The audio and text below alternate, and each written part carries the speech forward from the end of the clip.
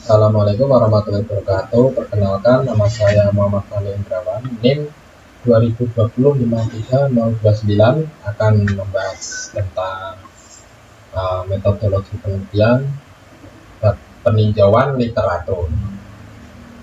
Apa itu peninjauan literatur? Adalah membuat tinjauan pustaka sederhana dan penulisannya dalam daftar pustaka.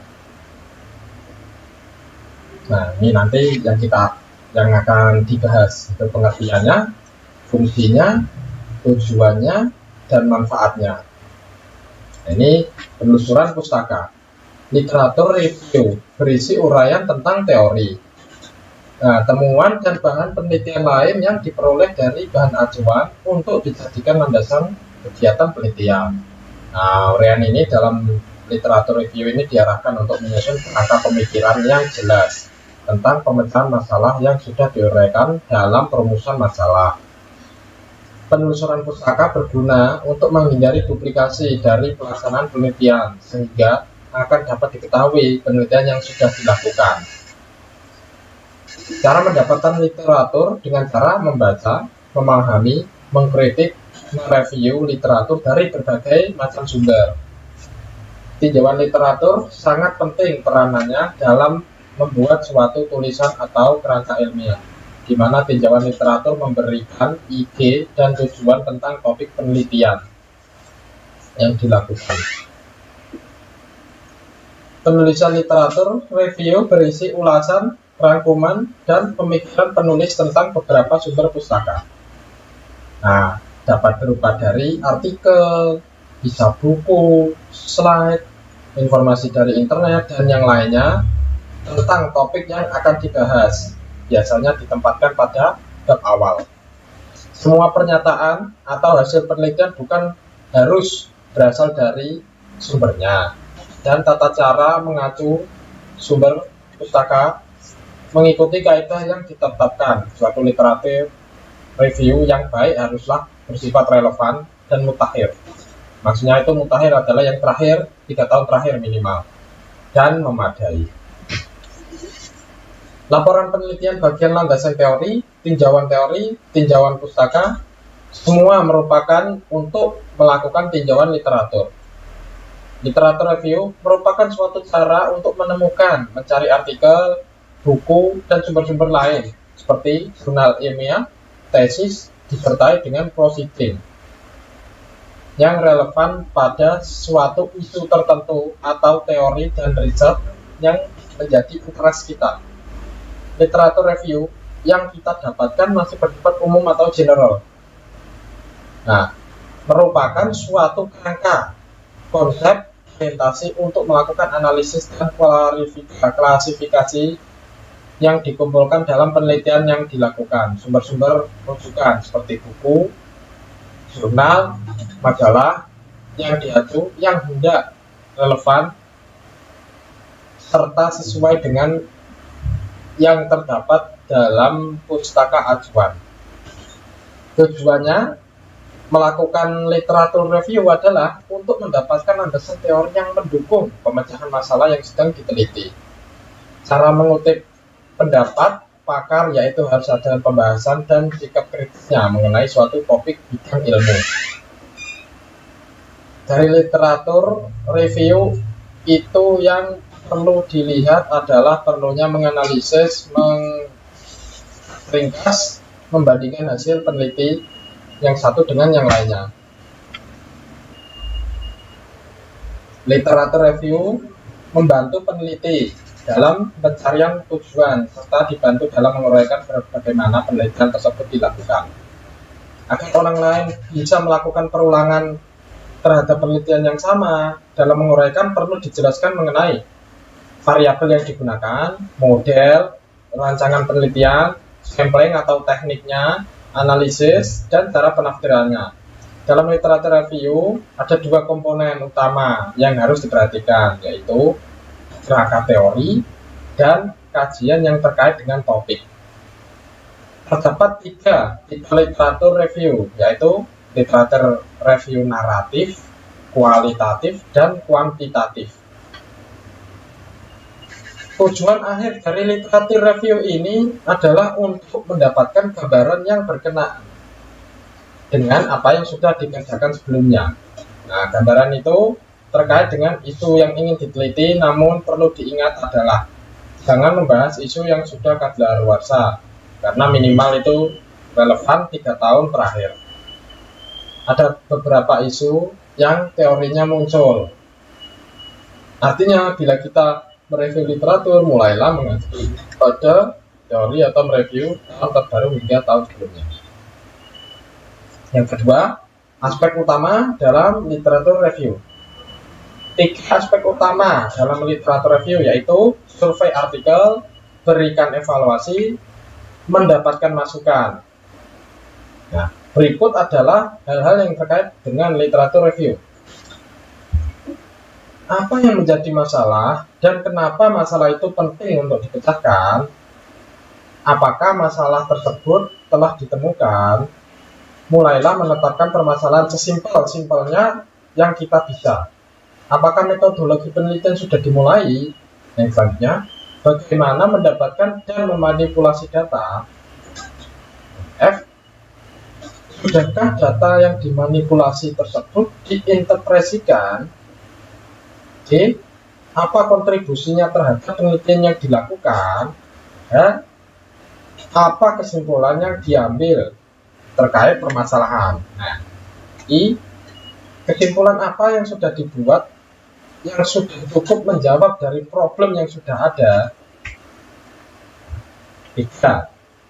Yaitu perlunya melakukan literatur review. Mengapa kita perlu melakukan literatur review? Yaitu untuk menempatkan posisi pekerjaan kita pada posisi relatif. Kedua, menggambarkan keterhubungan antara satu penelitian dengan penelitian yang lainnya dengan poin interest kita. Ketiga, mengidentifikasi cara lain untuk mengimplementasikan dan menemukan kesenjangannya yang akan dikumpulkan di page analysis. 4. Mengkritisi di antara penelitian-penelitian sebelumnya agar mudah melihat pertentangannya. 5. Menjadi titik poin dan menjadi dasar kita untuk melakukan penelitian yang berikutnya. 6. Dapat menggambarkan fisik of puzzle milik orang lain yang akan menggambarkan significance of the problem. 7. Dapat mengevaluasi milik kita tentang prinsip originality.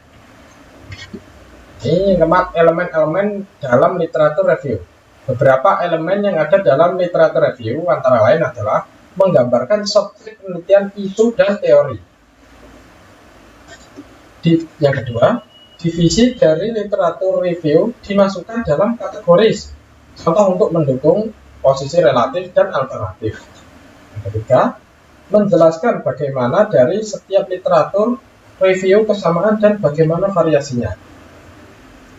Oke. Membuat kesimpulan dari setiap bagian, memberikan masukan dari berbagai argumen untuk memahami dan mengembangkan area penelitian. Nah, ini langkah-langkah literatur review.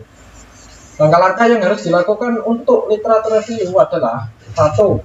Formulasi masalah, yaitu pilihlah topik yang sesuai, yang interest, harus ditulis lengkap dan tepat. Kedua, cari literatur, tentukan dan temukan literatur yang relevan dengan penelitian. Hal ini bisa membantu kita untuk mendapatkan gambaran dari topik penelitian.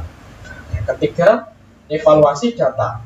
Lihat, apa saja kontribusi terhadap topik yang dibahas. Nah, kita harus mencari dan menemukan sumber data yang tepat sesuai untuk mendukung penelitian kita. Ini bisa berupa data kualitatif, data kuantitatif, maupun data yang berasal dari keduanya, kombinasi. Analisis yang diimplementasikan.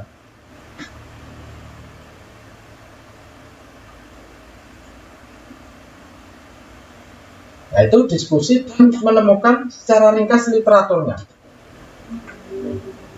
6. Cara-caranya. Untuk mereview sebuah literatur, kita bisa melakukan beberapa cara.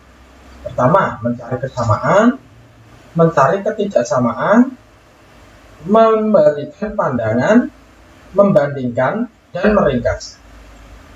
Nah, yang terpenting dalam membuat literatur review adalah fitur yang utama dalam membangun teori, yaitu berupa konsep, teori, dan hipotesis dengan literatur yang ada. Kunci utama dari proses ini adalah melihat sebanyak-banyaknya contoh literatur yang ada. Hal tersebut dimaksudkan untuk merepresentasikan penelitian yang akan kita lakukan akan berbeda dengan yang sebelumnya ada. Ya. Sumber literatur review. Nah, ini sumber-sumbernya berasal dari satu, jurnal. Jurnal yang dipublikasikan dalam jurnal nasional dan internasional. Biasanya digunakan sebagai sitiran utama dalam penelitian karena jurnal memuat suatu informasi baru. Kedua, tesis, yaitu penulisan ilmiah yang sifatnya mendalam dan mengungkapkan suatu pengetahuan baru yang diperoleh dari penelitian.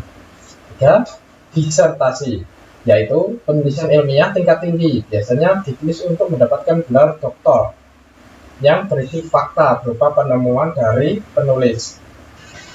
Yang keempat, paper dari hasil konferensi, biasanya disebut dengan proceeding, baik tingkat nasional maupun internasional. Yang kelima, majalah, pamflet, atau clipping. Majalah ilmiah berikut merupakan publikasi yang biasanya bersifat teori, penemuan baru, yang berupa materi-materi yang sedang populer diteliti. Biasanya disajikan dalam bentuk makalah, tidak dalam buku. Keenam adalah abstrak, hasil penelitian. Yang ketujuh, proceeding, bisa dijadikan sebagai bahan literatur karena ditulis oleh seorang profesor yang telah dipublikasikan.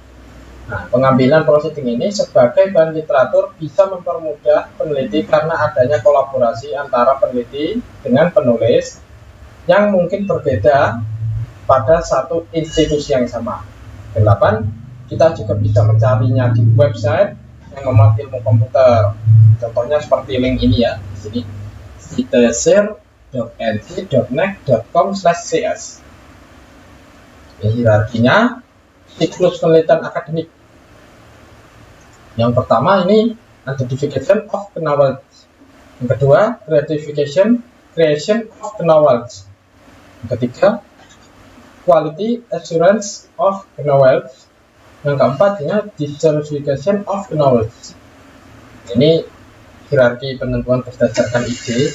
Yang ini siklus penelitian, berdasarkan circle, research circle.